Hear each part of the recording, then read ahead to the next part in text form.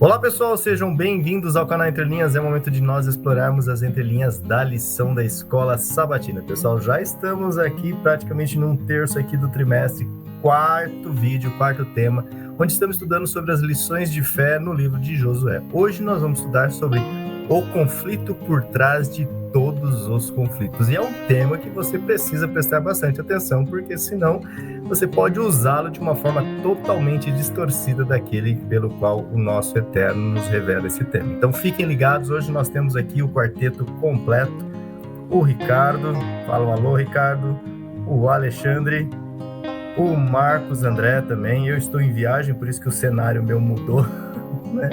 Mas estamos firmes aqui com vocês, espero que vocês também fazem parte aqui desse ministério. Deixe sempre o seu joinha, os seus comentários, que a gente tem lido aí os comentários de todo mundo, inclusive um comentário interage com outro comentário. É isso aí, pessoal. E se não é inscrito, se inscreva no nosso canal, acione o sininho, você é um convidado a fazer parte aqui dessa família Entre Linhas, beleza, pessoal? Mas chega de introdução e vamos para a lição.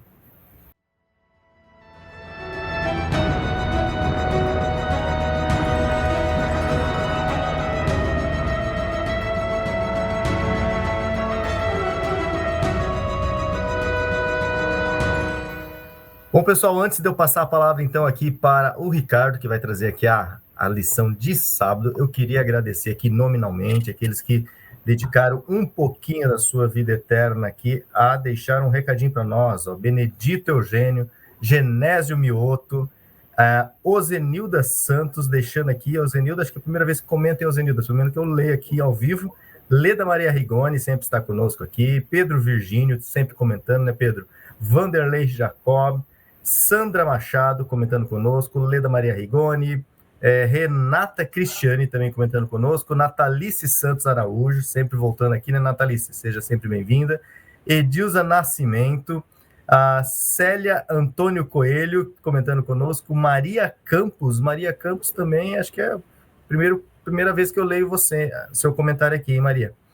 Fique à vontade aí, deixe sempre o seu recado aqui conosco. Cristina Agueiras, também Josefa Ascenso e Rivelino. Por enquanto são esses aqui que comentaram, e no próximo vídeo, se Deus quiser, já tem mais comentaristas aqui conosco. Valeu mesmo, pessoal. Nós lemos, deixamos joinha, um coraçãozinho, na medida do possível interagimos aí com vocês. Mas vamos ao que interessa. Vamos estudar sobre o conflito por trás de todos os conflitos. Fiquem atentos. E mais do que nunca, precisamos aqui da direção do Espírito Santo para entendermos corretamente cada texto lido, cada frase dita nesse vídeo aqui. Beleza, pessoal? Vamos então orar. Santo Deus, nosso Pai, nosso Criador, estamos aqui mais uma vez reunidos, Senhor. Obrigado pela oportunidade de nos dar aqui, nós quatro, estarmos conectados, não só entre nós, mas entre centenas, milhares de pessoas que neste momento buscam entender um pouco mais, estudar, ocupar o seu tempo com as coisas eternas, Senhor. Nos ajude nesse momento, cada palavra, pensamento, raciocínio, esclarecimento aqui, que o Senhor nos use, ó Pai, para realmente transmitir algo que é edificante, Senhor. O tema é conflito, mas nós precisamos nesse mundo de paz. Nos guie nesse momento, nos ilumine, nos eduque, nos ensine, em nome de Jesus lhe clamamos, amém, Senhor. Então chega aí, Ricardo, agora é com você. Bom, vamos lá, gente. Liçãozinha marota. Por que essa lição é marota? Bom, gente, eu vou ter que fazer uma coisa que preciso compartilhar vocabulário com vocês, compartilhar conceitos básicos de linguística com vocês, que senão vocês não vão entender o que eu vou falar. Eu não vou fazer análise da estética da criação verbal hoje, porque não será útil. Hoje a análise vai ser um pouquinho diferente. E vamos lá, vamos por parte. Primeira coisa que eu quero o conflito por trás de todos os conflitos. Aí o autor da lição, ele pega e coloca no verso áureo, Josué 10:14, não houve dia semelhante semelhante a este, nem antes nem depois dele, tendo o Senhor assim atendido a voz de um homem, no caso aqui é Josué, porque o Senhor lutava por Israel. Bom, primeira coisa, nós temos que entender, inclusive já houve lições passadas que autores de lição já desenvolveram esse raciocínio que eu vou falar aqui agora, tá? Utilizando textos de Ellen White, o título do livro, O Grande Conflito, ele aponta para isso. Qual é, como diz o título da lição, né, vamos repetir, conflito por trás de todos os conflitos. Gente, o conflito por trás de todos os conflitos não é esse conflito de Josué ali na região de Gibeon, ou Gibeão, porque sei lá.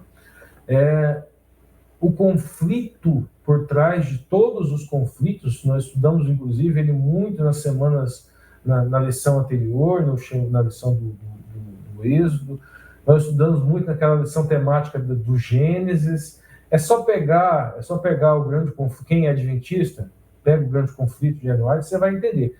O conflito por trás de todos os conflitos é o conflito do bem contra o mal. E ele começa lá no Bereshit, lá no princípio, ou no livro do Gênesis. Né? O livro do Gênesis, o nome no original deles é Bereshit, é no princípio. Então, no livro do princípio, você vai encontrar o conflito por trás de todos os conflitos, que é o conflito do bem contra o mal. É esse. É o Yetzer Hará, natureza má, Yetzer Hatov. Você vai encontrar também esses conflitos, sobre todos os conflitos, você vai encontrar nas cartas de Paulo. Esse conflito é o bem contra o mal. Eu não estou propriamente dizendo que talvez o autor esteja errado, talvez ele nem quisesse dizer isso, mas isso pode passar essa impressão. Existe a refração desse sentido que a gente deve submeter. Não. Conflito por trás de todos os conflitos é bem contra o mal. Tem uma dimensão profética, escatológica, tem um texto apontando como o homem caiu em pecado, como a humanidade caiu em pecado, tem aplicações espirituais, como o ser humano tem as duas naturezas, tem toda uma aplicação também no sentido de ética interna, de como o ser humano tem essas duas naturezas, e como Messias, e como eterno, como sacrifício, ele é salvífico e tem essa intencionalidade do ser humano aprender a conviver enquanto está nessa escala de santificação para essa natureza. Esse é o conflito, por trás de todos os conflitos. É isso. E a gente podia continuar falando aqui e aplicando os outros livros, e camadas e camadas e camadas e camadas de instruções da Torá, dos profetas, das cartas, das epístolas e de teólogos e assim por diante. Bom, agora, antes de entrar na ponta da linha, como eu vou fazer uma aplicação, eu preciso, não é uma coisa simples, mas vocês precisam assimilar, e por isso que eu fiz desenhos. Eu alimentei a inteligência artificial lá, ele escreveu tudo errado, mas eu vou corrigir aqui na hora para vocês e vocês vão entender. Vai lá, Lúcio, coloca aquela primeira imagem lá para a gente.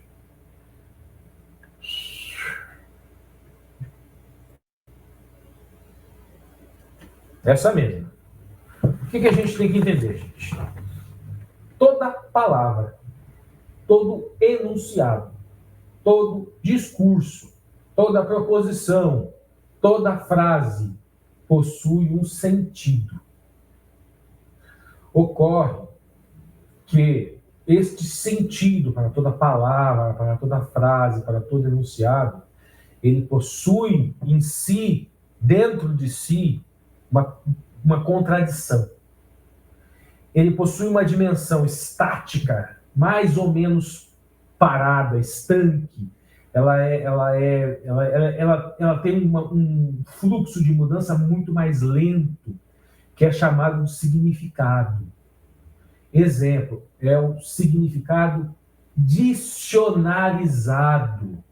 Ele muda com o tempo? Muda, mas demora. Claro que vocês lembram, vocês devem ter estudado lá no primeiro grau, aqueles textos no português arcaico, que você, nossa, isso aqui é português mesmo?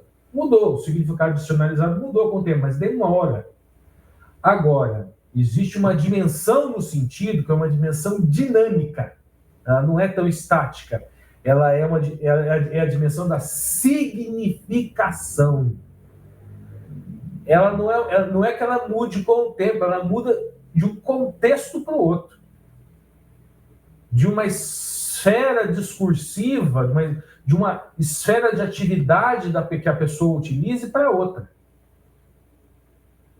Coloca o próximo, Lúcio, para vocês entenderem como é que funciona isso. Coloca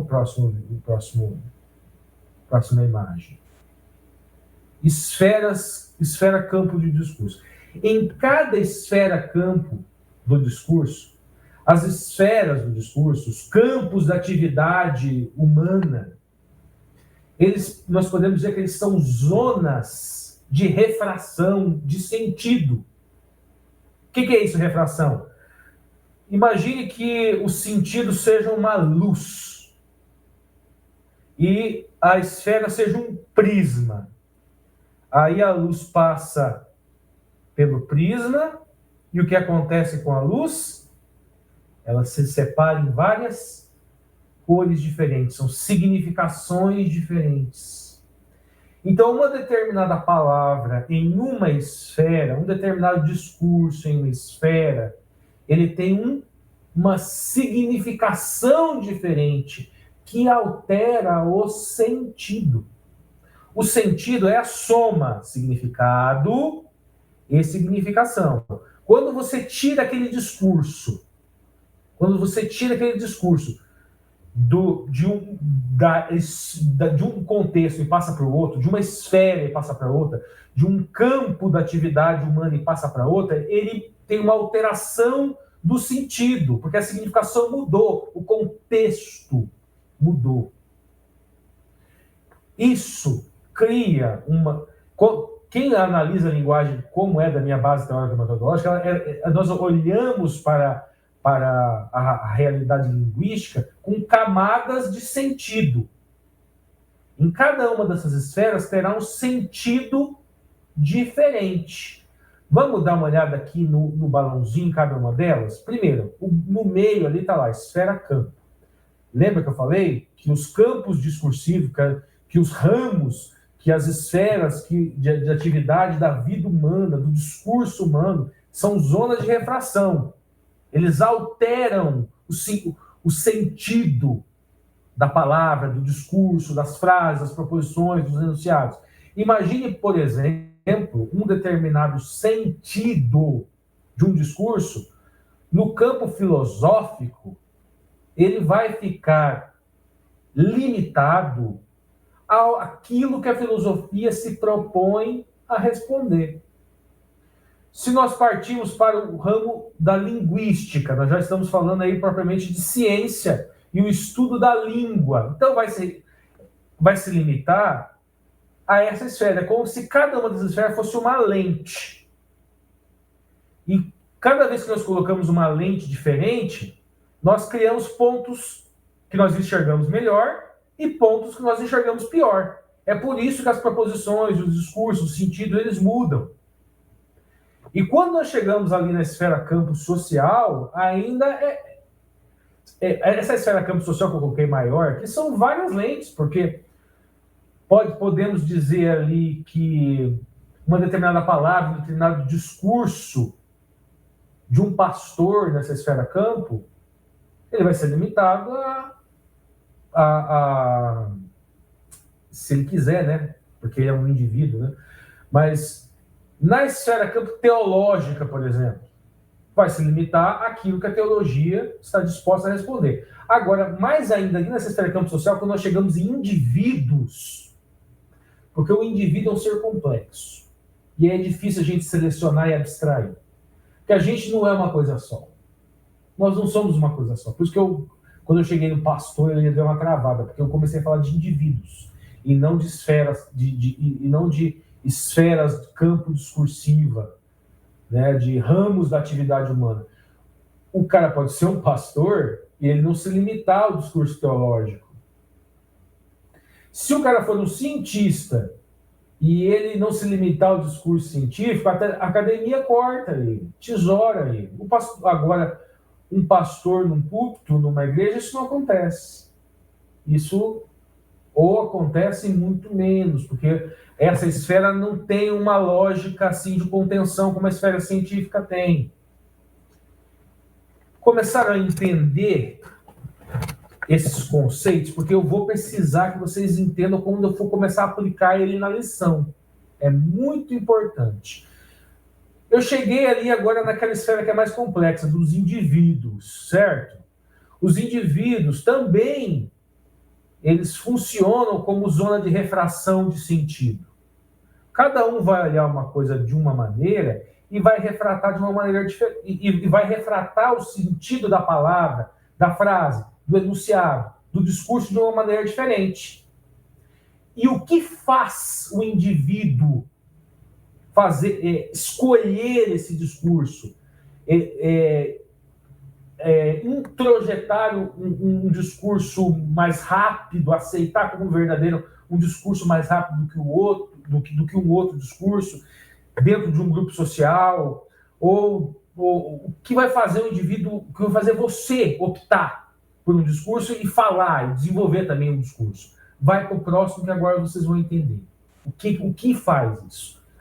No nosso meio, costuma-se chamar isso de cosmovisão, mas, do seu ponto de vista científico, não houve um desenvolvimento dessa palavra que a gente pudesse trabalhar com ele. E ideologia houve. Eu não vou falar os autores aqui para vocês, que talvez vai ficar mais difícil de vocês entender. Mas aqui nesse quadrinho e nesse desenvolvimento do conceito de ideologia, tem vários autores. Desde do iluminista de Tracy, passa por Napoleão, por Marx, por Gramsci, por Lukács, passa por Bakhtin, Voloshinov, Medvedev e outros, tantos outros. Passa por Lacan e assim por diante. Eu não vou explicar um por um. Né? Então, eu desenvolvi isso daqui. Está mal escrito para um caramba isso daqui, a IA não sabe escrever dentro do desenho, mas vamos lá, vou explicar então. Quando chega na zona de refração do indivíduo, você aí, ó, você, eu, o Lúcio, o Alexandre, o Marcos, você que está do outro lado. Como funciona essa refração de sentido? Funciona da seguinte maneira. Você, ao longo da sua vida, assimilou, introjetou, utilizando um termo bíblico, inculcou dentro da sua cabecinha, dentro da sua consciência individual, dentro desse auditório que você tem dentro da sua cabeça, você ouviu várias vozes, e essas vozes ficavam ali dialogando dentro da cabeça de você. Essas vivências foram construindo dentro desse auditório, dentro dessa sua cabecinha, uma ideologia, a ideologia da consciência individual, a ideologia enquanto aquilo que te leva a se emocionar com X e não com Y, aquilo que te leva a aceitar a mensagem X e não Y, aquilo que te faz escolher, assimilar mais rápido a mensagem X e a Y não. Isso é a ideologia individual, a consciência individual, ela se controla pelas vivências, pela experiência, por tudo que você viveu. Então, quando alguém fala, eu conheço a sua ideologia, essa pessoa não tem a mínima ideia que ela está dizendo, porque, nossa, ela conhece você melhor que você mesmo. Sobre esse ponto de vista, do que é ideologia. Ideologia da consciência individual. Ok, só que ideologia não para aí. Não para aí. Mas vocês já entenderam que é justamente isso, sua cosmovisão, a sua ideologia, construída a partir de todas as suas vivências, desde quando você era criança, que faz essa refração de sentido. É isso que faz essa refração de sentido na sua consciência. Só que ela não para por aí, a ideologia. A ideologia, ela também tem uma outra camada, que agora ali a Yara conseguiu colocar, que é a ideologia dos grupos sociais.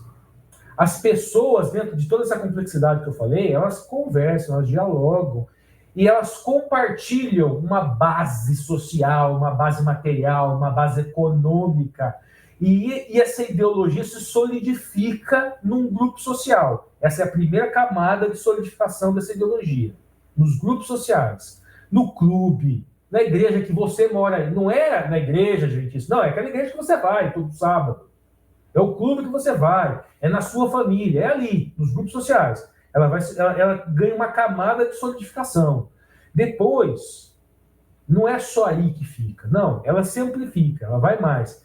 E ela pode se tornar uma camada de ideologia contra-hegemônica, que pode ser de uma minoria étnica, racial, raça, na verdade, é uma construção social, né? Uma minoria étnica, de um grupo social, assim por diante, que ela é contra-hegemônica, que ela é contra uma ideologia que está numa outra camada, chamada de ideologia hegemônica, e ela pode ir para uma outra camada ainda chamada ideologia oficial institucionalizada, que ela está no Estado, ela tá dentro das leis. As leis, elas são feitas com base nessa ideologia institucionalizada. Então, ideologia não é só do partido político, não. A lei, ela é penetrada por ideologias, mas não só a lei. Perceba como que todo o discurso, ele é penetrado, ele é perpassado por ideologia. E a última, que eu coloquei, a última, que está ali na última camada, que foi na verdade, a primeira que a gente trabalha, né, que é a do De Tracy, lá na época do iluminismo, que é a ideologia como uma área do conhecimento humano. Abrange tudo isso que a gente falou, tudo. E Ricardo, o que isso tem a ver com a lição dessa semana? Muito. Porque nós estamos, na lição dessa semana, nós trabalhamos com camadas de sentidos. E precisamos entender como funcionam essas camadas de sentidos. E nós precisamos entender que essa lição, ela refrata na sociedade, conforme for a ideologia de quem está com a palavra, quem está com o discurso, ela pode refratar socialmente coisas extremamente danosas. Quando nós misturamos as esferas do discurso, nós pegamos lá da esfera da linguagem e refratamos na esfera da teologia, refratamos na esfera política e refratamos na esfera do Estado e começamos a confundir alhos com bugalhos e olhamos essa história aqui do Gideon e vamos querer justificar e dizer que é profético, que é escatológico, que é sei lá o quê, aquilo que acontece hoje com o Estado, a instituição sionista de Israel em Gaza. Eu não vou explicar toda a questão histórica aqui do que é o sionismo, do que é uma legislação extremamente similar à da África do Sul no tempo do apartheid. E é apartheid mesmo, tá? Não é apartheid, não. Essa palavra é africana, não é inglesa. E africana se fala apartheid. Mas é extremamente similar à legislação da África do Sul no tempo do apartheid. Extremamente similar à legislação americana na época em que os negros não podiam frequentar determinados lugares. O que acontece hoje em Gaza, e isso não é o Ricardo que diz, isso é a ONU que diz, isso é ex-primeiro-ministro de Israel que diz, é similar. Estão fazendo com os palestinos, isso não é de acordo com o que eu penso, de acordo com o que ex-ministros de Israel, as Nações Unidas, dizem, é similar ao que fizeram com os judeus na Segunda Guerra Mundial. E nós vemos no nosso meio, camadas de sentido religiosos, de discursos religiosos, tentando justificar, a partir de textos como este, por exemplo, essa batalha em Gibeon, onde o sol parou, que tem absurdas diferenças, e nós vamos tentar mostrar para vocês um pouco, porque não dá muito hoje, um pouco. Vou começar porque eu já estou 20 e tantos minutos e ainda mal comecei ainda. Vamos lá, na ponta da linha. Ao lermos as páginas dos livros de Josué, somos confrontados com as campanhas militares bastante intensas realizadas sob o comando de Deus. E aqui nós vemos a primeira diferença na própria ponta da linha. Não vou nem precisar fugir muito. Qual que é a primeira diferença? Comando de Deus. Se alguém me provar que tem algum estado no mundo, não estou nem falando de Israel, qualquer estado no mundo, em que o próprio Deus mandou fazer, beleza, estou apoiando. Mas vai ter que me provar que é o próprio, que existe uma atuação sobrenatural do próprio divino, do próprio eterno. Não ilação. Vamos seguir na ponta da linha, vamos continuar. Em nome dele e com seu auxílio. Percebeu? Na própria ponta da linha ali. Em nome dele e com o seu auxílio. Não é auxílio de armamentos extremamente, altamente tecnológicos vindo dos Estados Unidos. Não, é o apoio dele e auxílio dele próprio. O próprio divino, o próprio eterno. Vamos continuar. A ideia de que o Senhor estava por trás da conquista de Canaã permeia o livro de Josué e é expressa nas afirmações do narrador. Está lá em Josué 10:10, nas próprias palavras de Deus, no discurso de Josué, por Raabe, que a gente estudou semana passada, pelos espias, que a gente já estudou também, e do povo de Israel. Também já estudamos. Deus afirma que quem iniciou esses conflitos violentos foi ele próprio. Lembrando que não dá para estudar essa história isolada. Várias vezes o povo de Israel quis por conta própria fazer as coisas. Deu certo? Deu não. Então, partindo do pressuposto que tudo aquilo é verdade, por que eu digo partindo do pressuposto? Há quem vai ler esse texto, que não são religiosos, e vai falar, não. Quando eles ganhavam a guerra, eles falavam que era Deus. Quando eles perdiam, eles falavam que não era. Então, eu estou partindo do pressuposto religioso, ali na esfera campo discursiva da religião. Toda aquela camada de sentido religiosa. Vamos partir disso. Eu não vou falar... Partindo disso, estando nessa esfera de que eu creio que não era assim, não, então nós temos que pressupor o quê? Quando Israel fez pela sua própria vontade, sem a vontade de Deus estar ali junto, está dizendo, vai, que eu estou mandando, agora é a hora certa, o cálice da iniquidade transbordou, esse é o momento, não, vocês não estão prontos.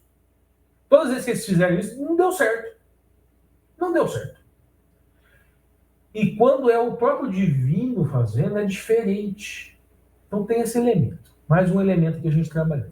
Essa realidade levanta perguntas inevitáveis. Como podemos entender que o povo escolhido de Deus realizou tais práticas nos tempos do Antigo Testamento? Como é possível harmonizar a imagem de um Deus guerreiro, Adonai Tzvaot, com seu caráter de amor, sem diluir sua credibilidade e autoridade histórica? Depende. Para quem vai ler o texto, eu não vou mentir, gente. O Velho Testamento é complicado. Muita coisa está ali na caixinha da dúvida para mim e para qualquer pessoa que vai ler o Velho Testamento com sinceridade e que ainda deseja manter a fé no texto, na inspiração divina, que aqui e na veracidade do texto e que não tem ali propriamente desvios, né, que o Espírito Santo conduziu de uma forma a contento, é muito complicado. Mas, agindo assim, nós temos que fazer o quê? Contexto. Se fosse a moda cão, o povo quer, vai lá e Deus faz, e Deus ajudava, o que o povo fazia, o povo queria, eu quero invadir ali, vamos lá. Por quê? Porque Deus prometeu. Então vai lá, é meu povo, vou lá. Fogo, seja quem for que ele escolher, eu sou um Deus que vai proteger. Não foi assim. Esse conflito, quando a gente olha no Velho Testamento, é Lib. Está lá no Levíticos, no Vai, está lá no Deuteronômio, as bem-aventuranças, é Deus falando para o povo agir de uma maneira, ele agia de outra, e se ele agia, bênção. Se ele não agia, maldição. E aí ele insistia, 7 vezes. Aí, de novo, até que eles eram dispersos na terra. O conflito, olhando todo o contexto, é esse. O povo querendo desobedecer, aí voltando, Deus perdoando. Aí eles continuavam, Deus dispersava eles dispersavam, aí eles voltavam. Até que, para quem é cristão, ainda na esfera teológica, agora saindo do Antigo Testamento, vem o Messias e inaugura um novo tipo de guerra,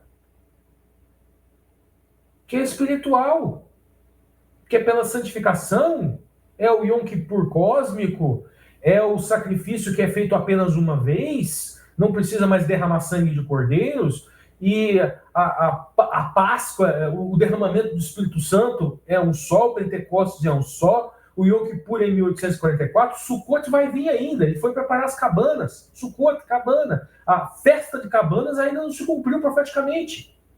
Esse é o conflito. E vocês aí que são adventistas, principalmente nós que somos adventistas, vocês entendem que Sukkot é 1000 anos no céu. Era messiânica, é 1000 anos no céu, não na terra. E é só ligar um pontinho com o outro que se nós entendemos que esse é o ensinamento teológico adequado, escatológico adequado, que esse ser anticristo, ele aparecerá falsamente para criar uma era messiânica na Terra. Mas não depois que Cristo voltar, antes dele voltar, e vai enganar muitos, se possível até os escolhidos. Então, esse discurso que tenta associar o Estado de Israel à era messiânica na Terra, dentro da nossa esfera discursiva, dentro daquilo que as nossas profecias interpretam, é um discurso para enganar, para fazer as pessoas acreditarem que o falso Cristo é o verdadeiro, que é aquele que vai vir, que vai colocar o pé na terra, que vai colocar o Israel literal como a salvaguarda do mundo, e quem sabe até os adventistas juntos, porque os adventistas guardam o sábado, e na cabeça desse povo, porque a gente guarda o sábado, os judeus adoram a gente, adoram nada. A maioria não. Individualmente deve ter um ou outro, mas um rabino ortodoxo abomina o fato de um gentil guardar o sábado. Ele acha isso herético. Vamos continuar, senão vou demorar muito aqui. Lição de domingo. O príncipe do exército do Senhor. Israel havia acabado de cruzar o Rio Jordão e pisar no território do inimigo. Diante deles estava a fortaleza de Jericó, com seus portões completos e fechados. Naquele momento, o povo não tinha conhecimento nenhum de estratégia de guerra. Mas, preocupante ainda era o fato de que Israel contava apenas com armas rudimentares, e fundas e lanças e flechas para enfrentar a cidade fortificada preparada para a resistência. Bem diferente também dos dias de hoje, não? Que quem tem mais, até arma nuclear tem. As perguntas de Josué sobre a identidade do estranho visitante receberam uma resposta um tanto enigmática. Não sou nenhuma coisa nem outra. A resposta do visitante revela que ele não estava disposto a se encaixar nas categorias definidas por Josué. Em outras palavras, a verdadeira questão não era se ele estava ao lado de Josué, e sim se Josué estava ao lado dele. E o autor da lição vai falar quem é o príncipe dos exércitos. E nós temos uma interpretação, obviamente, né, que esse Adonai Tzvaot, na interpretação cristã, nós podemos dizer que é o Eterno, mas na nossa interpretação seria o Cristo pré-encarnado, que é justamente essa adotada pelo autor da lição claramente aqui na ponta da linha. Embora a expressão Adonai Tzvaot, o Senhor dos Exércitos, o comandante das hordas, ocorra somente nessa passagem no Antigo Testamento, combinação dos termos príncipe e exército sempre foram referidos a um líder militar. Nas Escrituras, a palavra exército pode se referir a tropas militares, a anjos da corpos celestiais. O Cristo pré-encarnado apareceu a Josué não apenas como um aliado, não somente como um verdadeiro comandante do exército de Israel, mas como o comandante do exército invisível, mais real, de anjos que estão envolvidos em um conflito muito maior do que Josué com os cananeus. A resposta de Josué indica claramente sua compreensão da identidade do príncipe dos exércitos. Ele é igual a Deus, e por isso, aí, obviamente, a doutrina adventista está muito clara no texto, né? É um ser em três pessoas, né?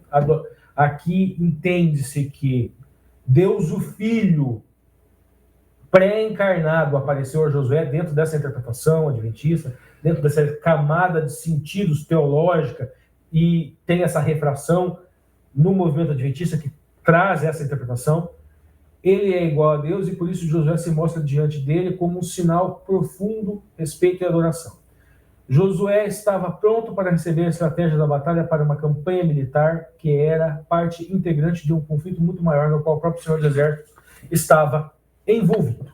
Bom, ficou muito claro, eu espero que tenha ficado muito claro, essa refração de sentidos e muito cuidado com esse discurso religioso. Antes de eu passar para o Alexandre, nas 2 semanas passadas eu falei do meu livro, No Princípio, enquanto o herói de 999 faces dormia. Ele vai estar na Amazon, eu vou estar falando todos os vídeos aqui sobre eles. Se vocês puderem comprar lá para impulsionar ele na plataforma como um dos mais vendidos, ajuda o tio. Vai lá, Alexandre, é com você. Obrigado, Ricardo. Na lição de segunda, a gente vai, em alguma medida, dar continuidade. O Ricardo falou que o conflito de Josué é o livro, né? O conflito descrito no livro de Josué, ele é só uma parte de um conflito muito maior. E na lição de segunda a gente vai para esse conflito muito maior. Nós temos ali na questão 3 de segunda-feira, texto de Apocalipse, Isaías, Ezequiel e Daniel. E esses 4, eu acredito que são os 4 principais textos em que se descreve ou se fala da queda de Lúcifer, da queda do diabo, ou do conflito, da peleja que houve no céu, né? Apocalipse 12, 7 a 9 é aquele texto conhecido, houve peleja no céu, e aí vão lutar Miguel e seus anjos, e o diabo e seus anjos, até que é expulso o diabo, a antiga serpente, não se acha mais lugar para ele no céu, e é expulso para o abismo, que a gente entende ser a terra. Então, é uma rebelião que acontece no céu antes da fundação do mundo. O texto de Isaías 14, 12 a 14, ele começa com um ar de lamento. Ele diz assim: como caíste, ó estrela da manhã. E é interessante porque ele se refere a Satanás como estrela da manhã. Então é um ser de luz, é um ser luminoso. E é o diabo enquanto anjo, né? E aí segue o texto falando que ele dizia que se houve soberba, né, arrogância, que ele dizia no seu coração que ele iria estabelecer seu trono acima das estrelas, acima do trono do Altíssimo. As estrelas do céu, geralmente elas são, na Bíblia, associadas à figura dos anjos. É só lembrar que no texto de Apocalipse, quando o dragão vem com a sua cauda, ele arrasta 1/3 das estrelas do céu, que seriam os anjos caídos. Então, ao descrevê-lo aqui como querendo elevar o seu trono acima das estrelas, é acima dos outros anjos e acima do próprio trono de Deus. Depois, o texto de Ezequiel. O texto de Ezequiel fala assim: elevou-se o seu coração por causa da sua formosura. A compreensão que nós, como adventistas, temos é que esse conflito se inaugura quando Satanás pretende ser mais do que lhe era definido ser, delimitado ser. Ao contemplar a si mesmo, a sua glória, a sua honra, o seu brilho, o seu poder, ele começa a querer ser mais e mais e mais do que os outros anjos, até querer ser mais do que o próprio Deus. O resultado disso é a peleja no céu, a expulsão de Satanás e seu séquito, e uma guerra que se estende depois por meio do pecado e dos efeitos perversos do pecado na humanidade para a vida aqui na Terra. Então, os conflitos narrados no livro de Josué, na perspectiva do autor da lição, eles participam, eles se conectam a um conflito maior, que é o conflito entre Deus e o diabo. E nesse conflito, o inimigo tenta evitar a possibilidade de ação de Deus. Evitar que haja arrependimento, evitar que haja conversão, evitar que haja crescimento espiritual. O texto de Daniel 10, 12 a 14 é um texto interessante, é o último texto da questão 3, é o texto que conta a história de quando Daniel estava orando em angústia. O anjo do Senhor foi enviado para confortá-lo, só que no meio do caminho ele tem que lutar contra o príncipe da Pérsia. E o príncipe da Pérsia no texto é associado à figura de Satanás. Então, quer dizer, houve um conflito no qual Miguel, ou a figura do divino, ou como o Ricardo falou nas palavras do autor da lição, o Cristo pré-encarnado, vem, combate, e Daniel vai ser fortalecido. Então, a lição de segunda-feira, ela parte da ideia de que existe um conflito cósmico que chegou à Terra. Lição de terça-feira, o Senhor é guerreiro. E aí nós temos ali vários textos que demonstram o julgamento de Deus. Um Deus de espada na mão, desembainhada e preparado para combate. O texto de Êxodo 2, 23 a 25, ele vai ser uma chave muito importante. Eu quero deixar ele para o final.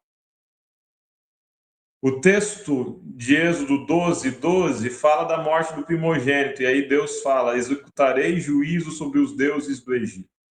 Então quer dizer que na morte do primogênito havia um juízo sobre as divindades egípcias. Já falamos disso no trimestre passado. O capítulo 15, versos 3 a 11, fala que o Senhor é homem de guerra, que lançou no mar o carro do faraó, que com a sua destra despedaça o inimigo e derruba os que se levantam contra ele. Um texto interessante, muito importante, que começa a esclarecer essa violência do divino, está na parte final do 15, quando diz: os inimigos diziam, a minha mão os destruirá. E aí depois conclui, quem é como tu entre os deuses? O inimigo dizia que iria destruir o povo de Deus, o povo de Israel. E Deus age para produzir libertação do seu povo. Êxodo 2, 23 a 25, que é o primeiro texto que para mim é a chave para todos os demais, é uma cena bonita em que Deus ouve o lamento do povo no Egito. Então, de que forma Deus mobiliza a sua ira, a sua violência? De que forma Deus mobiliza o seu juízo? E essa, vamos dizer como o Ricardo, né, a refração que eu considero que é a mais saudável quando a gente lê esse texto.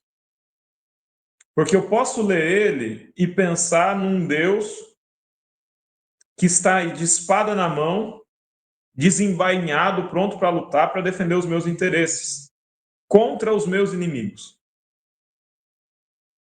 Então, se eu sou inimigo do grupo político X, Deus vai lá para matar o povo, o grupo político X.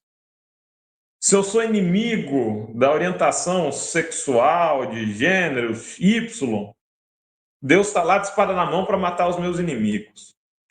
Se eu me considero inimigo de uma etnia, de uma nação, de um povo, na minha cabeça Deus está lá de espada na mão para matar os meus inimigos. Mas quando a gente vai para Êxodo 2, 23 a 25, nós vemos um Deus que se movimenta na sua ira e no seu juízo para proteger o oprimido. Em Êxodo 2, 23 a 25, Deus não ouve os apelos de um povo militarista, expansionista e violento.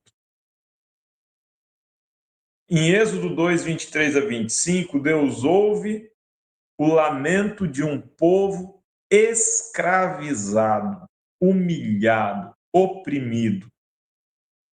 E Deus se mobiliza para produzir libertação desse povo. Entender os conflitos de Josué, sem entender o Êxodo, e sem entender que Deus mobiliza-se para proteger um povo que era escravo, é abrir caminho para uma série de interpretações que transformam a graça em violência, que transformam a misericórdia em opressão. E, nas palavras da obra distópica, né?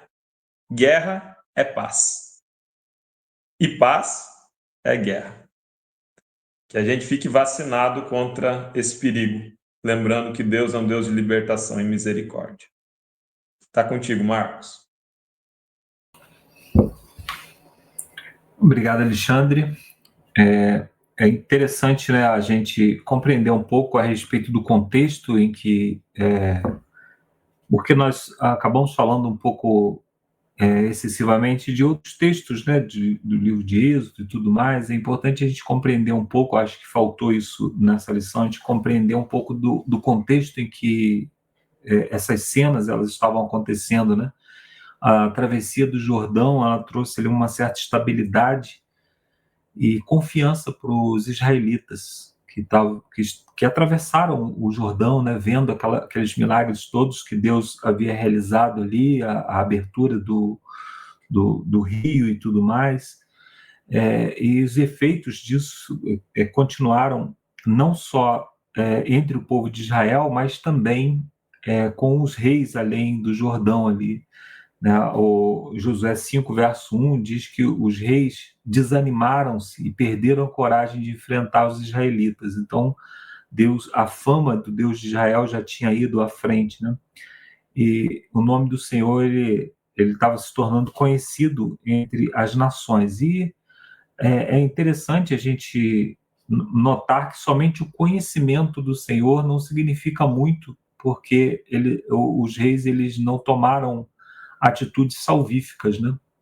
Eles poderiam, não só os reis, né, mas pessoas, e a gente tem o exemplo de Raabe, que foi alguém que manifestou uma fé salvífica naquele Deus.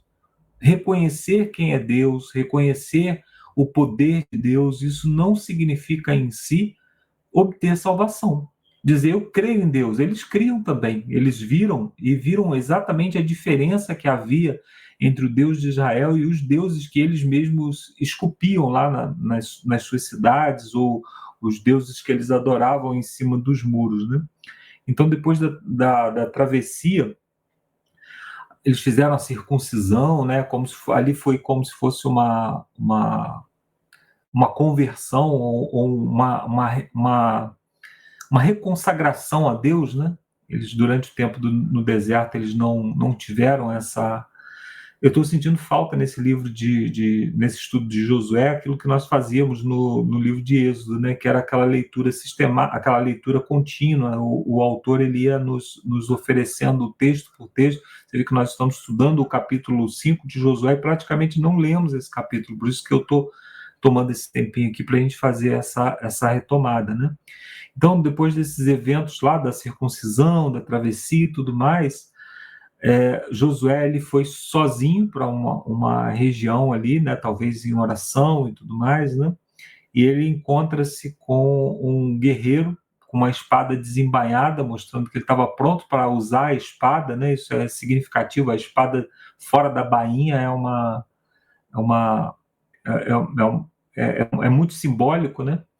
E a pergunta de Josué, que era óbvia, né? Ele perguntou: você é dos nossos ou dos nossos inimigos? Quem é você?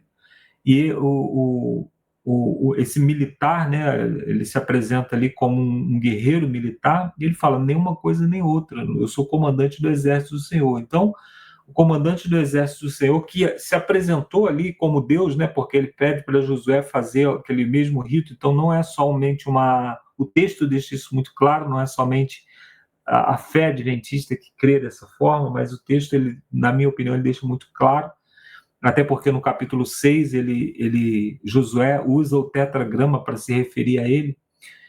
Então, aqui nós tiramos uma lição, né, que não é da vontade do Senhor que os homens entrem em guerras, disputas, ele não é partidário das disputas humanas, ele não se importa, ele se importa, mas não entra nas batalhas humanas se posicionando de um lado ou de outro, né? Tem uma música do Legião Urbana que diz assim: Deus está do lado de quem vai vencer, né? Lógico que é uma ironia, né? Uma música irônica. Ela está falando a respeito da guerra, né? E ela faz uma convocação e diz aos soldados: não se preocupem, porque Deus está do lado de quem vai vencer, né? Então, Deus, na verdade, se apresenta aqui não estando do lado de batalhas, né?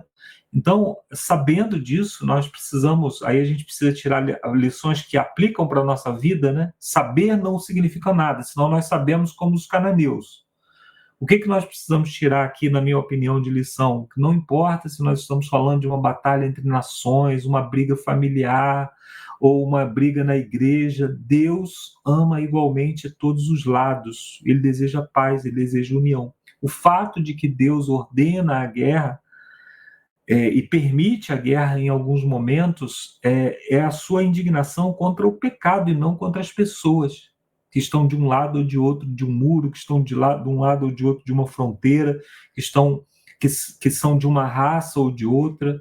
Então, é por esse motivo que nós devemos pensar muito antes de tomar atitudes de posicionamento político, ideológico, que me posiciona ao lado de uma guerra, que me posiciona ao lado de um grupo ou de outro numa guerra.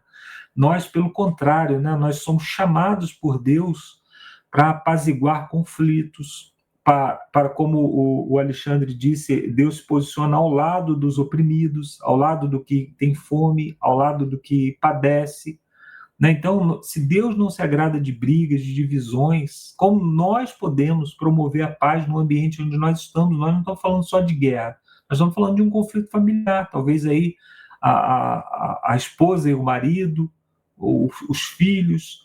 Então, é sempre importante lembrar lá de Mateus 5, verso 9, que a terra será herdada pelos pacificadores. Os pacificadores, eles serão chamados filhos de Deus. Então, é esse o posicionamento de Deus naquela batalha, apesar de nós, né, falarmos, esse é o povo de Deus, e aquele eram os inimigos do povo de Deus. Quando Deus se apresenta, ele não se apresenta dessa forma. Ele se apresenta como alguém que se posiciona. E aí, na lição de quarta-feira, propriamente dita, o autor nos pede para ler Êxodo, no capítulo 14, que é aquela batalha, né? Ou melhor, que é Deus falando, né, dando ordem a respeito da guerra, e ele diz assim: o Senhor lutará por vocês.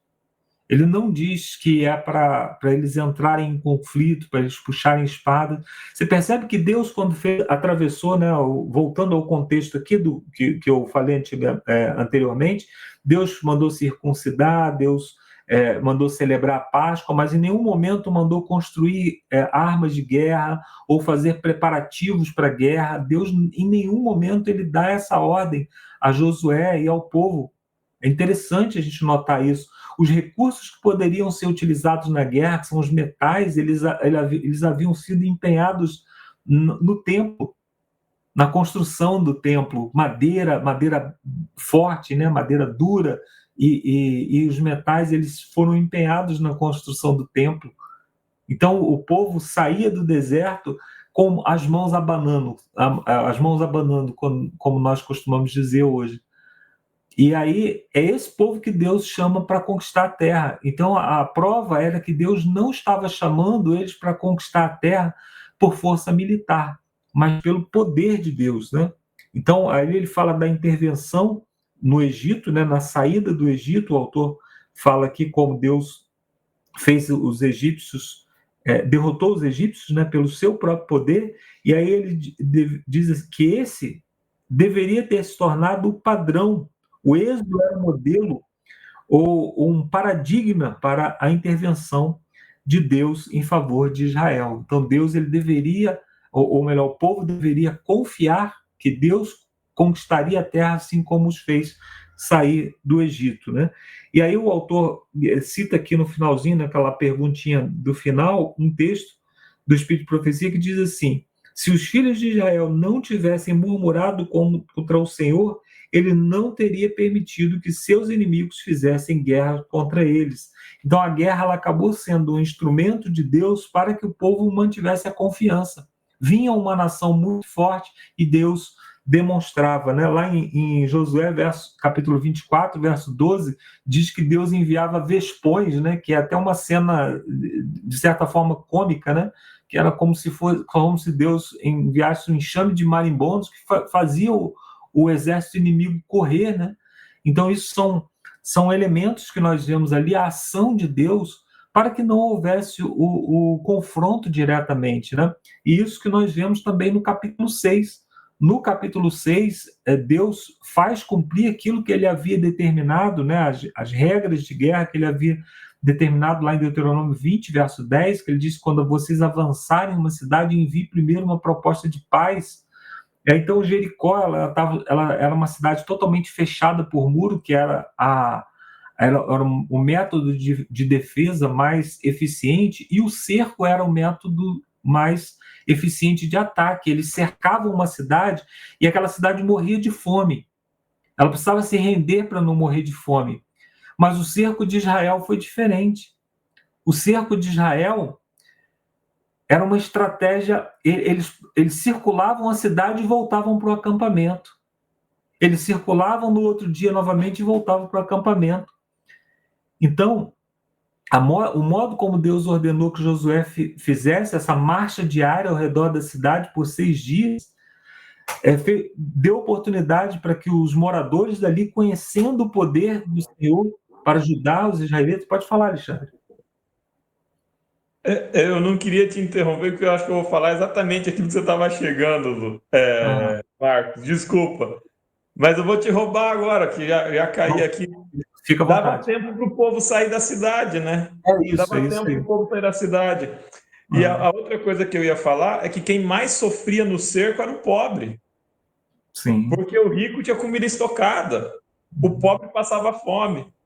Então vamos lembrar da cena do cerco de Jerusalém, né? Que acontece depois de Cristo ainda, quando a cidade de Jerusalém é destruída pela última vez.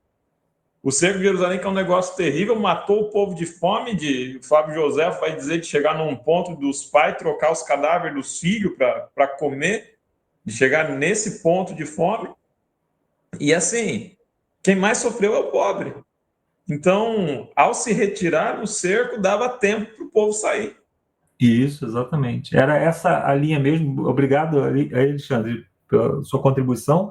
Então, eles poderiam se render pacificamente, se fosse o caso, e reconhecer, assim como Raabe fez, né? Dizer assim, olha, nós... Ali eu vejo como se fosse uma ação missionária, né? Eles circulavam a cidade como se dissesse assim, nós estamos aqui em silêncio, pacificamente, e se retiravam novamente. Então, deu oportunidade para que quem quisesse se retirar, fugir, ou qualquer coisa desse tipo, eles fizeram. Infelizmente, né, as pessoas confiam muito nas estratégias humanas, e o muro era uma estratégia humana muito poderosa, e as pessoas se colocavam ali nessa posição. Mas a estratégia de Deus era essa, ele não queria que as pessoas ficassem cercadas lá dentro com medo de sair e morrer. Ele queria que as pessoas tivessem oportunidade de rendição pacífica ou simplesmente de fugir, falando, não quero contar, não quero sofrer com o cerco, mas também não quero fazer parte do povo de Israel. Vou para outra região, vou estabelecer a minha família lá sem problema, isso poderia acontecer. E aí, então, o autor, vindo aqui para a linha da lição nesse momento, na parte de quinta-feira, a segunda e melhor opção, né, que o autor usa como título aqui, e ele cita alguns textos aqui, aí sim ele cita aquela batalha em que Moisés intercedia, Moisés levantava a mão e o povo de Israel vencia, e quando Moisés abaixava as suas mãos, né, os amalequitas avançavam, né? Então eles haviam testemunhado o poder de Deus atingindo os egípcios, né? E agora eles batalhavam. Foi naquele momento que os amalequitas lutaram contra Israel, quando o povo começou a murmurar. Então, confirmando aquele texto que nós lemos lá do Espírito de Profecia, né? Então, sem comprometer os seus princípios, Deus desceu ao nível do seu povo, que estava continuamente chamando de volta para o plano ideal, mostrando, né, que era a interferência dele que os fazia vencer a guerra e não a sua própria força militar, né? Então o autor ele toma essa linha, né, mostrando que Deus ele não desejava a batalha, mas porém em alguns momentos ele usou a batalha como sendo uma forma de chamar a atenção do povo para o seu poder e para a dependência. O que eu tiro de lição com esse capítulo 6, o cerco à cidade de Jericó e tudo mais ali na cidade, né? Diante da queda do muro, as ordens de Josué foram cumpridas, que era a destruição. Um dos fatos que acontece ali, que me chama bastante atenção, é que Deus ordena que tudo fosse queimado, e aquilo que não fosse queimado dentro da cidade deveria ser colocado como oferta no templo. Então isso demonstra que Deus desejava deixar claro ali que não havia nenhum tipo de ganância, que o cerco e que a derrota da cidade não era por motivos gananciosos. Então essa instrução ela teve essa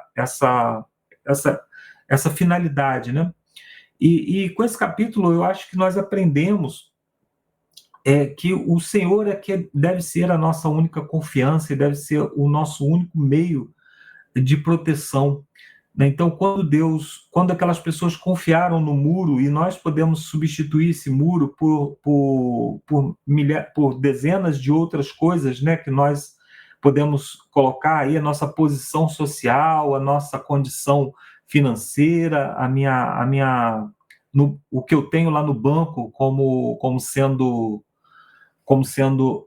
o meu recurso, né? Então, as trombetas, quando as trombetas soaram ali, os muros da cidade caíram por terra, e aqueles que haviam depositado a sua esperança no muro, que era muito bem construído, pelo que nós lemos, né, ficaram frustrados e viram também a sua confiança ruir. Assim também pode acontecer com aqueles que depositam, então, a sua confiança nessas coisas, nesses recursos, né? Riqueza, força, posição social, ou qualquer outro meio que nós podemos botar que não tem valor nenhum na vida espiritual, na verdade, né?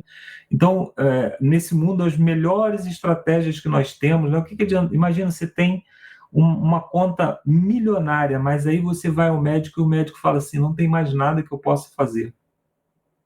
Acabou a sua riqueza, acabou o muro de Jericó, ruiu o muro de Jericó na sua vida. Então, nós precisamos fazer como aqueles que estavam do lado de fora. Eles obedeceram à voz do Senhor. O Senhor traçou as estratégias de guerra, assim como o Senhor também traça as nossas estratégias de guerra hoje, por meio da oração, por meio da comunhão com Ele.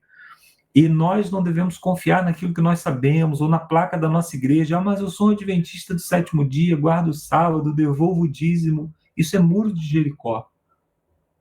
Se nós não estendermos a mão para que o Senhor nos alcance, nada pode nos proteger desse mundo, nada pode nos proteger da força espiritual que luta contra nós.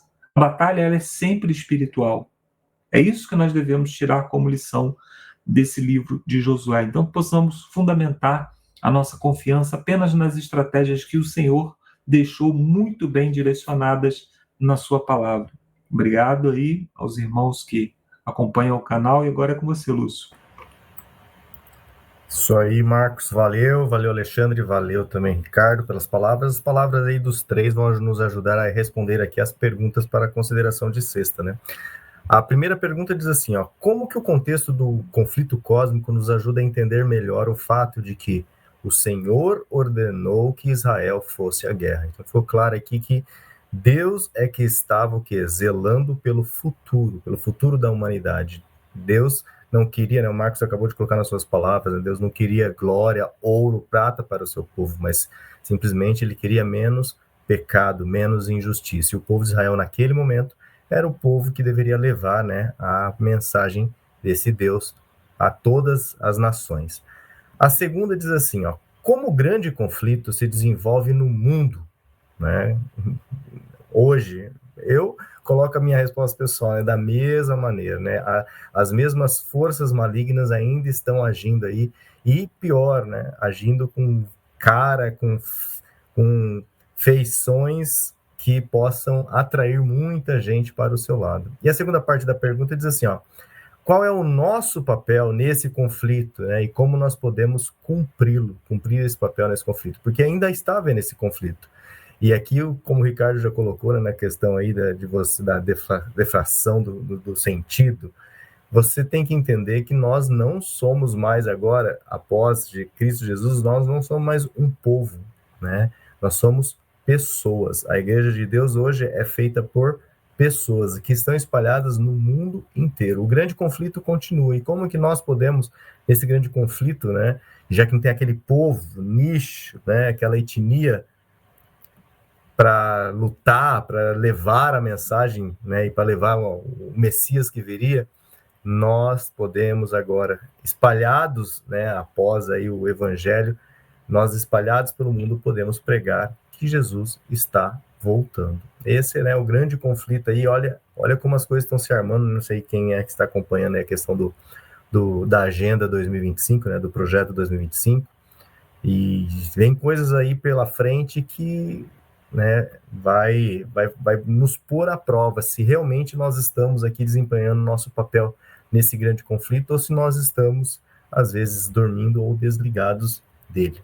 A terceira pergunta diz assim, como podemos aplicar em nossa vida espiritual o princípio de que devemos ficar calmos e esperar que o Senhor lute por nós, né? O Marcos, mais uma vez, nos ajuda nessa resposta, né, ao lembrarmos que Deus é que derrubou o muro de Jericó. Apesar do povo ter circulado, feito o que Deus falou, mas não foi o povo que derrubou. Nós também já falamos aqui, né? Não foi o povo que teve a ideia, vamos soltar gafanhotos enormes para distrair e confundir o exército. É Deus que vence as batalhas espirituais da nossa vida.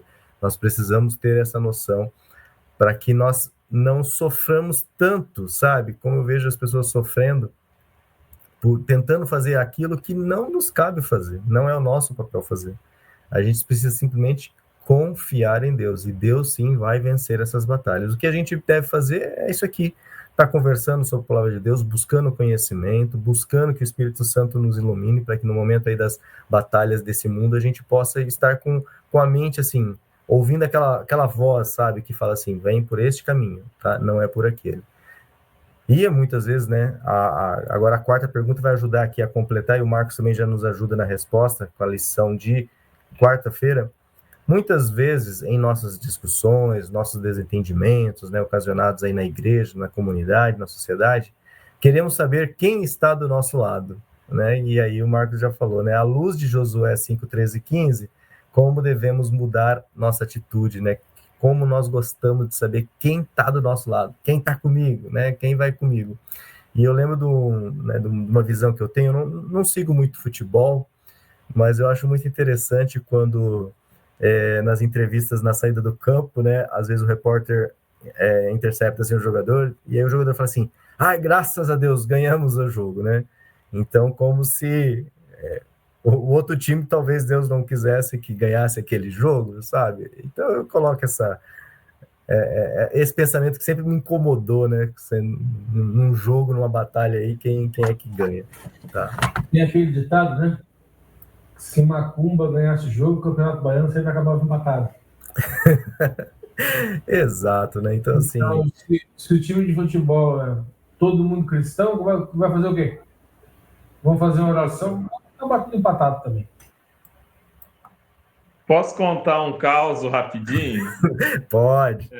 E o Genésio, você vai lembrar dessa talvez. Genésio Mioto, nosso amigão que acompanha o canal. Meu pai, o Genésio era o primeiro ancião em Toledo, uns 200 anos atrás, assim. E acho que a Arca de Noé ainda não tinha sido feita. Irmão Genésio era o primeiro ancião em Toledo. E aí foi feita comissão de nomeação. E meu pai foi escolhido para ser o novo ancião-chefe. E aí o irmão Genésio procurou o pai e falou assim: olha, Dinael, antes eu era primeiro ancião, agora você é o ancião, eu vou ser oposição, mas eu quero que você saiba que eu vou estar aqui para trabalhar junto, para ajudar no que precisar, e a gente está junto para a obra de Deus. Aí, oposição no sentido de como se fosse dois partidos políticos, né? Aí eu lembro que o pai olhou para o irmão Genésio e falou assim: mas irmão Genésio, se a obra é de Deus, quem que é a oposição? Aí o irmão Genésio parou, pensou. O irmão Genésio é uma figura, nossa, boníssima. Amo ele de paixão, sinto saudade do tempo que era meu parceiro de coral, ressurgir lá nos idos de 1999, 2003, 2005 ali.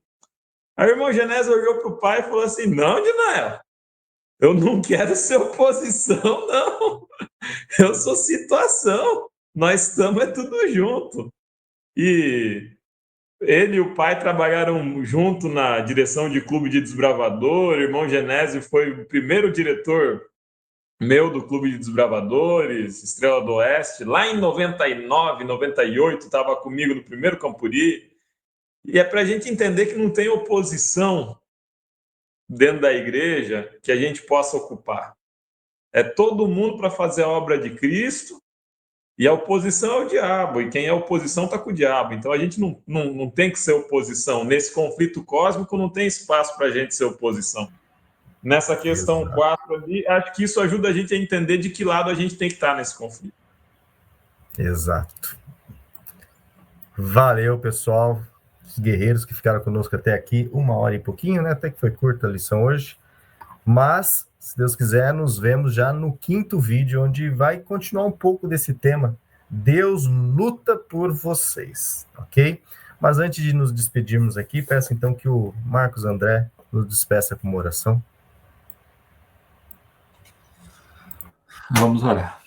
Santo e bom Deus, muito obrigado, Senhor, porque o Senhor tem nos dado oportunidade de crescimento na Tua Palavra, tem nos dado oportunidade de aprender com essas lições, e a cada vez que nós abrimos a Tua Palavra, Senhor, o Teu Santo Espírito está operando no nosso coração, e como diz a Tua Palavra, a semente lançada ela não volta vazia, a palavra que sai da boca não volta vazia.